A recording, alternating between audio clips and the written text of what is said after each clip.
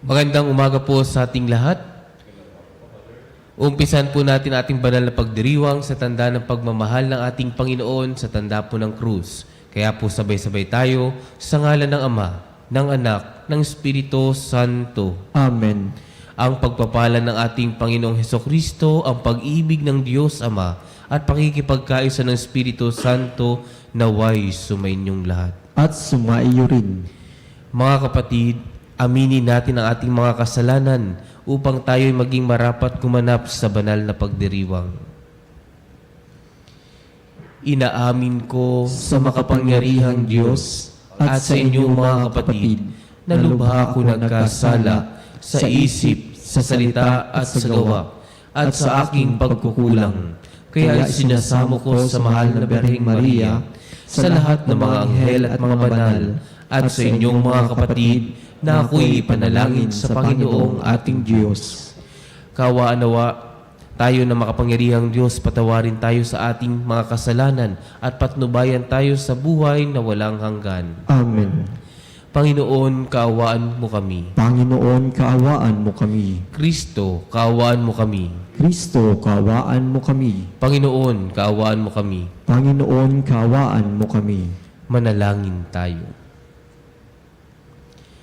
Ama naming makapangyarihan, lubos mong akitin sa iyo ang aming kalooban upang lagi naming pag-ukulan ang pagpapahalaga, ang kaisa-isang talagang kailangan, at sa pagganap namin sa iyong pagmamahal, kami naway makapag-ukol ng pagsamba sa iyong ngalan. Sa pamamagitan ni Hesukristo, kasama ng Espiritu Santo, magpa sa walang hanggan. Amen. Pagbasa mula sa aklat ng Deuteronomio.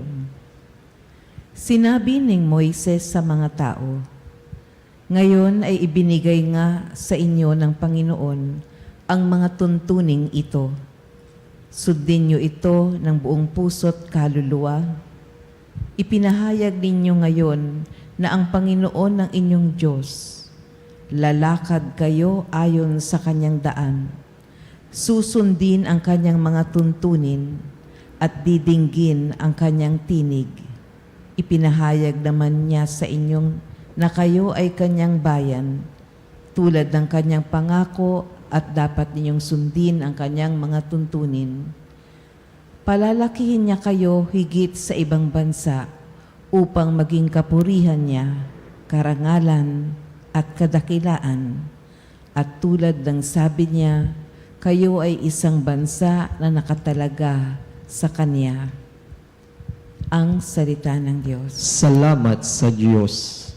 Mapalad ang sumusunod sa utos ng poong Diyos. Mapalad ang sumusunod sa utos ng poong Diyos. Mapalad ang mga taong malinis ang pamumuhay.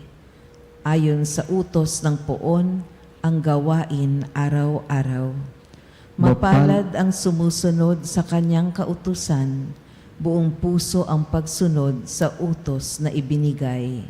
Mapalad ang sumusunod sa utos ng Diyos. Ibinigay mo sa amin iyong mga utos upang aming talimain at sundin ng buong lugod.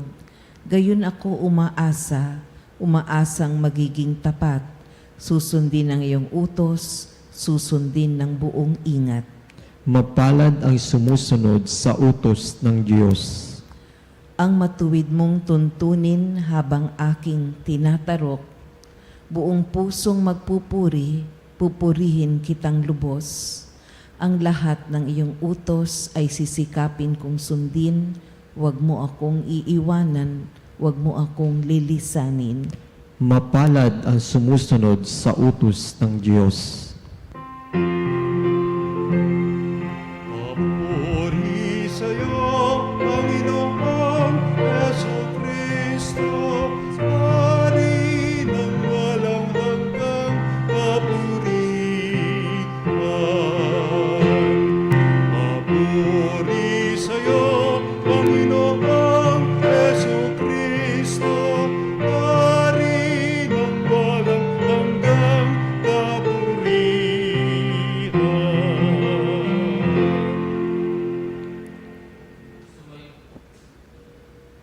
Sumainyo ang Panginoon, at sumaiyo rin. ang mabuting balita ng Panginoon ayon kay San Mateo. Papuri sa iyo, Panginoon. Noong panahong iyon, sinabi ni Jesus sa kanyang mga alagad, "Narinig ninyong sinabi ko, ibigin mo ang inyong kaibigan at kaputan mo ang iyong kaaway. Ngunit ito naman ang sabi ko, ibigin ninyo ang inyong mga kaaway at idalangin ninyo ang mga umuusig sa inyo upang kayo'y maging tunay na anak ng inyong amang nasa langit. Sapagkat pinasisikat niya ang araw sa masasama at sa mabubuti at pinapapatak niya ang ulan sa mga banal at sa mga makasalanan. Kung ang mga umiibig sa inyo ang siya lamang ninyong iibigin, ano pang gantimpala ang inyong hihintayin? Hindi ba't ginawa rin ito ng mga publikano? At kung ang binabati lamang ninyo'y ang inyong mga kapatid, ano ang nagawa ninyong higit kaysa iba? Ginawa rin iyon ng mga hintil, kaya dapat kayong maging ganap gaya ng inyong amang nasa langit." Mga kapatid kay Kristo, ito pong mabuting balita ng ating Panginoon. Pinupuri ka namin, Panginoong Heso Kristo. Magandang umaga po sa ating lahat. Magandang umaga din po sa mga nakikinig sa atin at mga nanonood sa atin. Have a blessed day to all po. Ang Kwaresma ay isa pong bagay na kung saan ay nagpapalalim ng ugnayan natin sa ating Panginoon at nagpapalalim ng pangunawa natin sa pagmamahal natin sa Panginoong Diyos. Kaya nga po, kung mapapansin niyo po sa ating mga ebanghelyo, kakaiba at pahirap ng pahirap ang mga hamon ng ating ebanghelyo. Meron pong hamon sa ating ebanghelyo na umiwas sa tukso. At meron din pong hamon sa ating ebanghelyo, mga ebanghelyo, na kung saan ay bago daw po tayo mag-alay ng handog sa ating Panginoon, ay makipagkasundo muna tayo sa ating mga kapatid. Ngayon, kakaiba po ang hamon sa atin ng ebanghelyo, na kung saan ibigin natin ang ating kaaway. Ay, Father, parang napakahirap naman yon, no? Kaya nga po, no, kung titignan natin sa ating sitwasyon ng ating buhay, madami po sa atin na pag sinabing ibigin mo ang iyong kaaway, hindi po understanding, hindi po pangunawa ang umiiral, hindi po pag-ibig ang umiiral, kundi pride. Pride. Ay hindi, bakit ko siya iibigin? Bakit ko siya papansinin? Eh napakasakit ang ginawa niya sa akin. No? Mga ganung bagay na po ang ating sinasabi natin sa ating isipan. Kaya nga po ang tanong sa atin, hanggang kailan tayo mananatili sa ganitong perspective, sa ganitong pananaw, na kung saan ay lagi na lang tayo na hindi ko yan papansinin. Tao lang din naman ako, nagkakamali, madaming kahinaan. Hanggang kailan po? Hanggang kailan tayo mananatili sa ganitong perspective? Alam niyo po, naalala ko po noong ako ay medyo bata-bata pa pong seminarista. Ang aking pananaw lagi noon, kapag may ginawa sa akin ng mabuti ang isang tao, ayun ay ibabalik ko po doble, triple. Ayun po ang gagawin ko. Pero kapag ginawa naman sa akin ay masama, ganun din po ang gagawin ko, doble at triple. Pero sabi ko po sa akin sarili, paano ko ibabahagi ang ating Panginoong Diyos sa aking kapwa kung ganun na lagi ang aking pananaw? Na kapag may ginawa sa akin ng kabutihan ang isang tao, ganun ang gagawin ko, ibabalik ko. Pero hanggang kailan? Alam niyo po, habang ako ay nagdadasal, naalala ko po itong ebanghelyong ito, na kung saan, ibigin mo ang iyong kaaway, kaputan mo ang mga tumutulig sa sayo, no? Idalangin mo, mahalin mo. Ibig sabihin, sabi ko, Lord, napakagaling mo, no? Kasi sa tuwing ako ay magdadasal, may pinapaalala ka sa akin na mga ebanghelyo para sabihin sa akin, ipaunawa sa akin na kailangan mo rin ibigin ang iyong kaaway. Opo, sabihin natin kapag inibig natin ang ating kaaway, madami tayong kailangan isurrender. Madami tayong kailangan bitawan, una't higit ang ating pride. Kasi nga po, dito sa ating ebanghelyo, pinapaalala po sa atin yung unbounded love, no? Wala pong kapantay na pagmamahal. Na kahit nakaaway natin, kahit na may nagawang pagkakamali sa atin, ipagdasal pa rin po natin. Dahil ang Diyos, tinuturuan po tayo magkaroon ng pusong marunong magmahal na walang hinihintay na kapalit. Ang Diyos, tinuturuan tayong magmahal at ang puso natin na umunawa sa lahat ng aspeto. Ang ating Panginoon at ang ating mga pagbasa, tinuturuan tayo na magkaroon ng pusong marunong magpatawad. Kaya nga po, sana sa pagpapatuloy ng ating banal na Santa Misa, hilingin po natin sa ating Panginoon na buksan ang ating puso, ang ating isipan, nawa magkaroon po tayo ng unbounded love na kahit na mahirap, kahit na masakit, kahit na madaming pagsubok, ito po sana ay maibabahagi natin sa ating kapwa. Kahit na ito ay may nagawa po sa ating mga pagkakamali. Sana mas piliin po nating mahalin at magpatawad sa ating kapwa.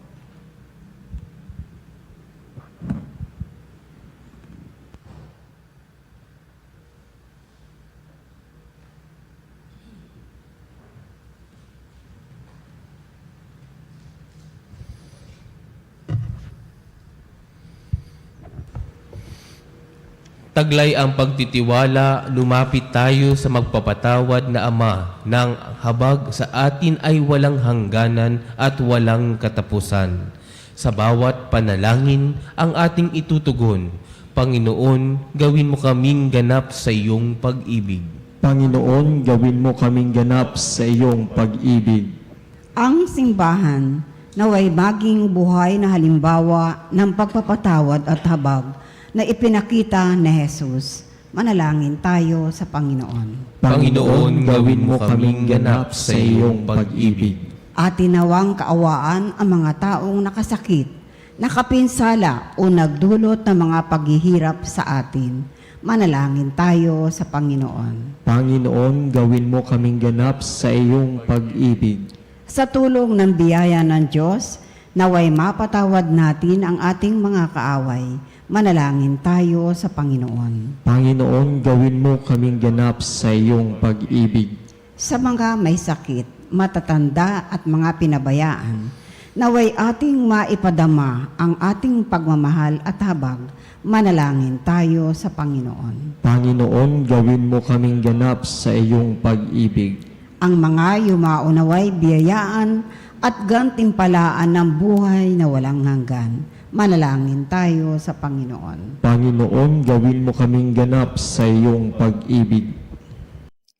Saglit po tayong manahimik at idalangin po natin ang mga taong higit na nangangailangan at yung mga taong ipinangako natin na ipagdasal.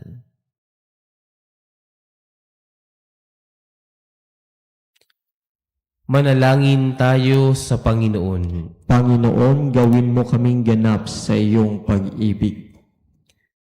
Makapangyarihan at mahabaging Ama, pinasasalamatan ka namin at pagpapatawad na inihahandog mo sa pamamagitan ng iyong anak.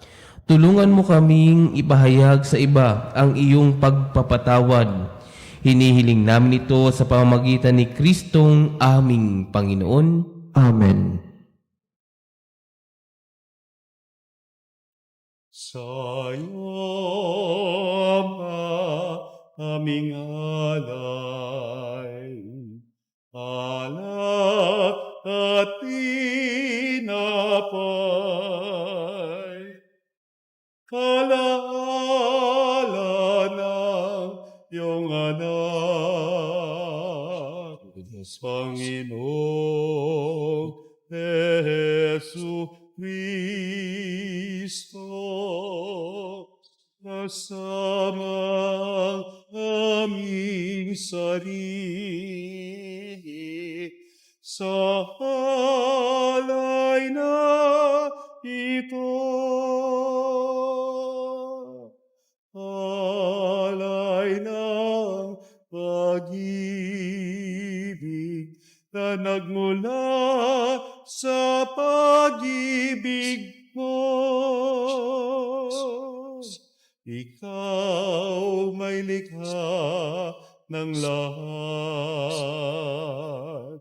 Sa'yo lahat babalik. Kaya alay sa iyo, naway tanggapin mo.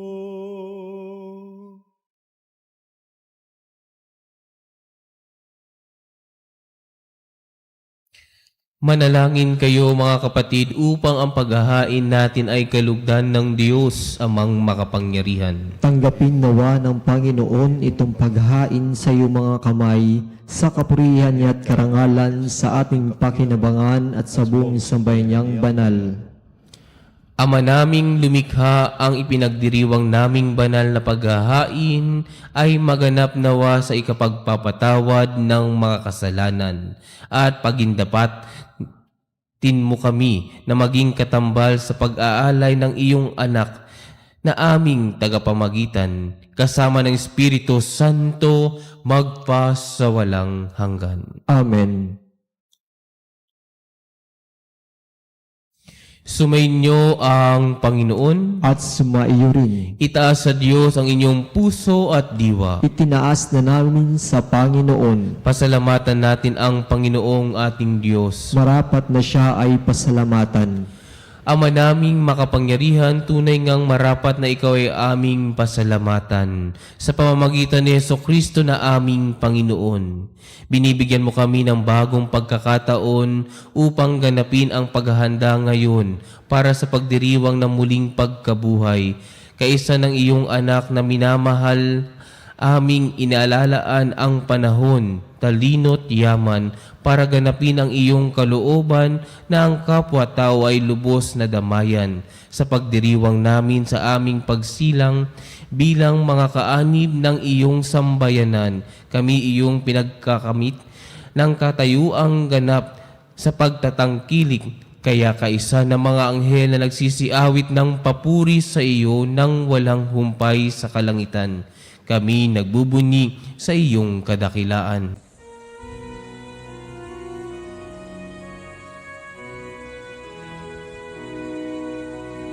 Santo, Santo, Santo, Panginoong Diyos ng mga hukbo, napupuno ang langit at lupa ng kadakilan mo. Hosana, Hosana sa kaitaasan, pinagpalang na paririto sa ngalan ng Panginoon. Hosana, Hosana sa kaitaasan.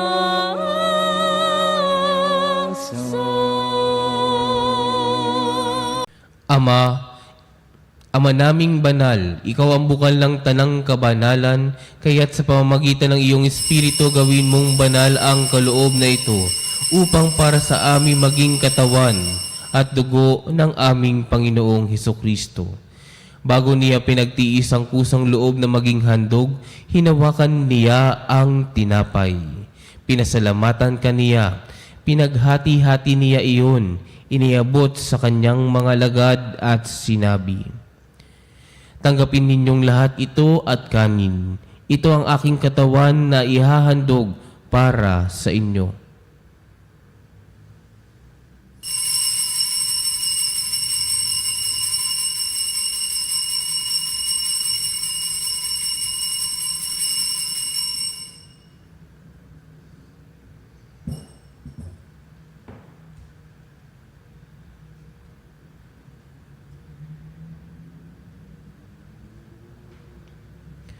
Gayon din naman noong matapos ang hapunan, hinawakan niya ang kalis. Muli kaniyang pinasalamatan. Iniabot niya ang kalis sa kanyang mga lagad at sinabi, "Tanggapin ninyong lahat ito at inumin. Ito ang kalis ng aking dugo ng bago at walang hanggang tipan, ang aking dugo na ibubuhos para sa inyo at para sa lahat sa ikapagpapatawad ng mga kasalanan. Gawin ninyo ito sa pag-alaala sa akin."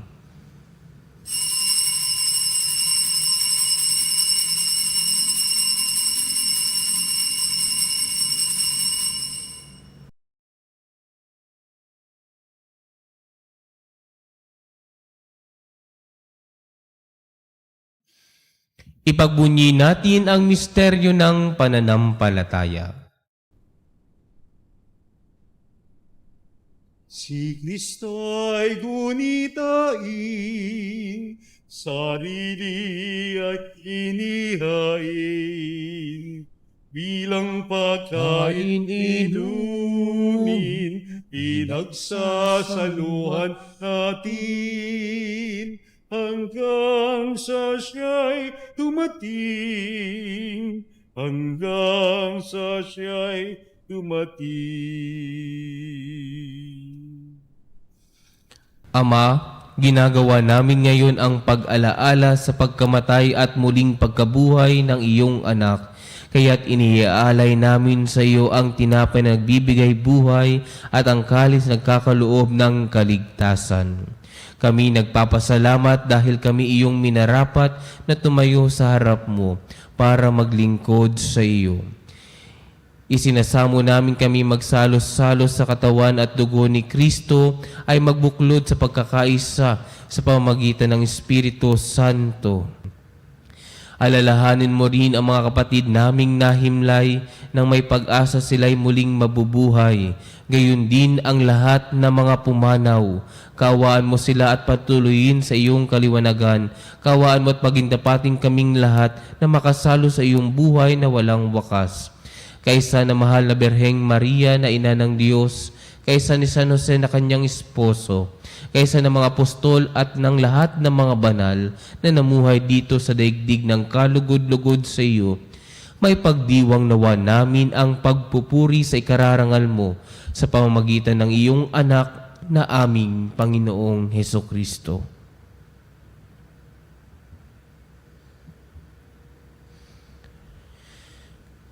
Sa pamamagitan ni Kristo kasama niya at sa Kanya, ang lahat ng parangal at papuri ay sa iyo, Diyos amang makapangyarihan, kasama ng Espiritu Santo, magpa sa walang hanggan. Amen. Amen. Amen. Amen.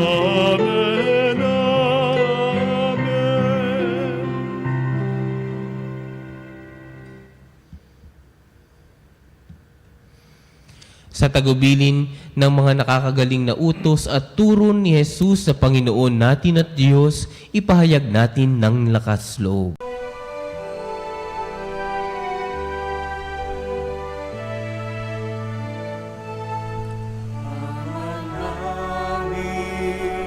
Sumasalangit ka, sambahin ang ngalan mo.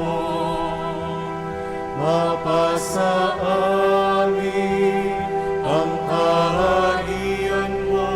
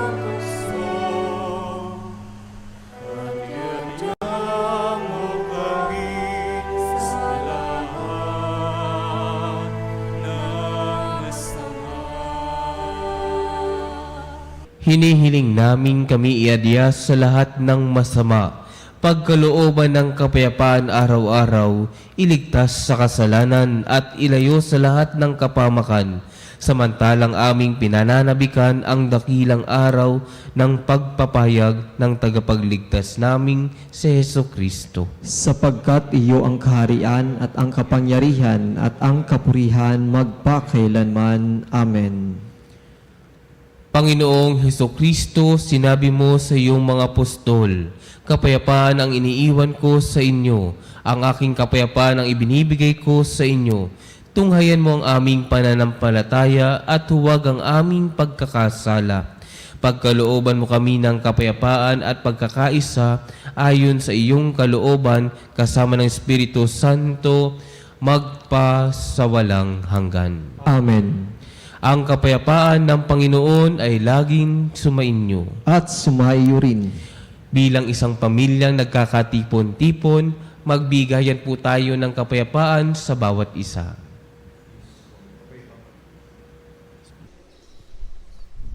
Kordero ng Diyos na nag-aalis ng mga kasalanan ng sanlibutan, maawa ka sa amin. Kordero ng Diyos na nag-aalis ng mga kasalanan ng sanlibutan, maawa ka sa amin. Kordero ng Diyos na nag-aalis ng mga kasalanan ng sanlibutan, ipagkaloob sa amin ang kapayapaan. Ito ang kordero ng Diyos. Ito ang nag-aalis ng kasalanan ng sanlibutan. Mapalad ang mga inaanyayahan sa kanyang piging. Panginoon, hindi ako karapat dapat na magpatuloy sa iyo, ngunit sa isang salita mo lamang ay gagaling na ako.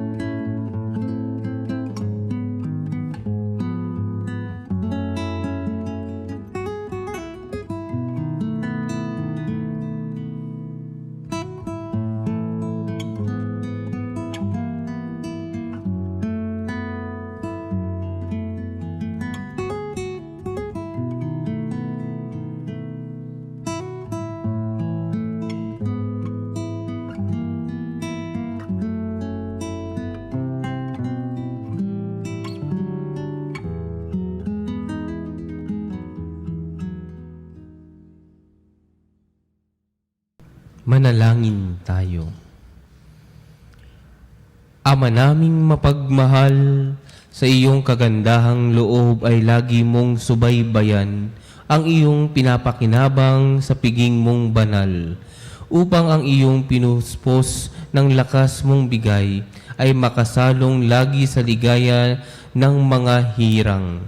Sa pamamagitan ni Jesucristo kasama ng Espiritu Santo, magpa sa walang hanggan. Amen.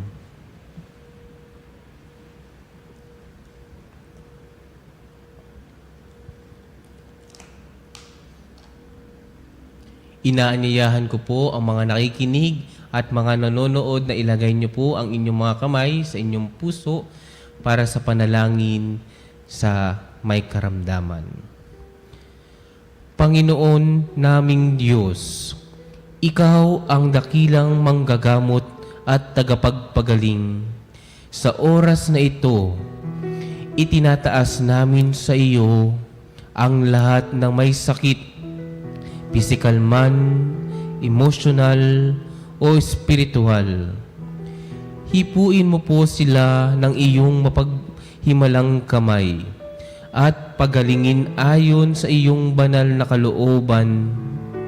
Sa iyong mapagmahal na kamay, itinataas namin ang lahat ng may sakit, ang mga dumaranas ng cancer at matinding karamdaman, sakit sa puso at mataas na presyon, diabetes at iba pang sakit sa dugo, sakit sa bato at atay, arthritis, rayuma at pananakit ng katawan, karamdaman sa baga tulad ng hika at pneumonia, trangkaso, lagnat at iba pang impeksyon, mental health condition tulad ng depression at anxiety, COVID-19 at iba pang viral diseases, sakit sa mata, tenga at balat, paralisado at may kapansanan. Hipuin mo po sila, O Diyos, at pagalingin ayon sa iyong kalooban. Bigyan mo sila ng lakas ng loob, pag-asa at kapayapaan sa kanilang laban. Gamitin mo ang mga doktor, gamot at iba pang paraan bilang daluyan ng iyong kagalingan. Gayon din ang lahat na nagpapagal upang sila'y gumaling. Bigyan mo po sila ng lakas upang kayanin ang anumang sakit na kanilang pinagdadaanan. Ipagkaloob mo sa kanila ang kaginhawahan sa kabila ng kanilang paghihirap. Pagpalain mo rin po ang kanilang pamilya at mahal sa buhay na nag-aalaga sa kanila. Naway, huwag silang mawalan ng pag-asa kundi patuloy na magtiwala sa iyong pagmamahal at habag. Sa lahat ng mga mabibigat na dinadala, ipaalala mo sa kanila na hindi sila nag-iisa. Kasama ka nila sa bawat sandali ng kanilang laban. Tulungan mo rin kaming maging instrumento ng iyong pagmamahal sa pamamagitan ng pagbibigay ng pag-aalaga at suporta sa aming kapwa. Hinihiling namin ito sa pamamagitan ni Jesucristo kasama ng Espiritu Santo magpa sa walang hanggan. Amen. Hilingin po natin ang tulong at gabay ng ating mahal na ina, kaya po sabay-sabay nating dasalin. Aba, Ginoong Maria, napupuno ka ng grasya. Ang Panginoon Diyos ay sumasa iyo. Bukod kang pinagpala sa babaing lahat, at pinagpala naman ang iyong anak na si Jesus. Santa Maria, Ina ng Diyos, ipanalangin mo kami makasalanan, ngayon at kung kami mamamatay. Amen. Sumainyo ang Panginoon At sumaiyo rin. at pagpalain kayo ng makapangyarihan Diyos sa ngalan ng Ama, ng Anak, ng Espiritu Santo. Amen. Tapos na po ang ating misa, humayo kayo taglay ang pag-ibig at turo ng ating Panginoon. Salamat sa Diyos.